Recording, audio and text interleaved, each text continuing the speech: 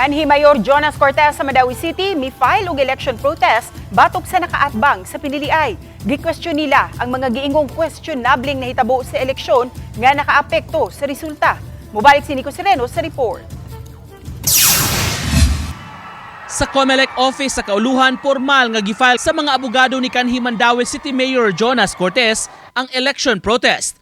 Pasabot sa ilang kampo, daghang nahitabo nga questionable nga angayang mahatagan og katinawan. Duha man gud na nga to ang gi-allege na intrinsic fraud, meaning katong naagyot sa program or software mismo, no, nga mo'y nakako sa irregularity sa mga results. Ug ang extrinsic nga fraud, no, ang katong process sa voting itself, no, daghan po to siya og mga nagkalain-lain nga mga instances nga na-cite nato. Gibarugan sa kampo ni Cortez, dunay mga affidavit gikan sa mga watchers ug mga abogado nga mosuporta sa ilang aligasyon. Ang atong gi-question lang yun po, sama sa statement po ni Mayor, no, nga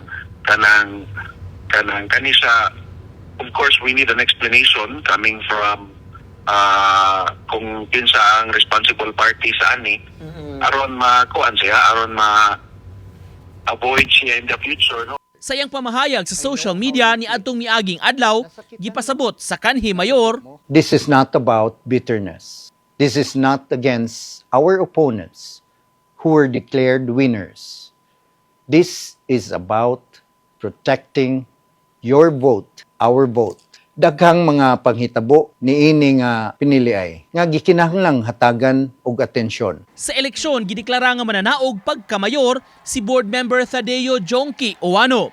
Dihang gikuhaan sa iyang habig, matud ni Owano, prerogative kini ni Cortez. Gitugyan na niya sa mga abogado ang pagtubag sa pasangil kay mas gitutukan nila karon ang transition nga mahitabo ug mga priorities sa iyang paglingkod. Samtang sa dakbayan sa Sugbo, mi-file usab og election protest si kanhi Mayor Mike Rama. Gihimong basihanan niya ang gingong glitches sa automated counting machine nga posibleng nakaimpluwensya sa ihap.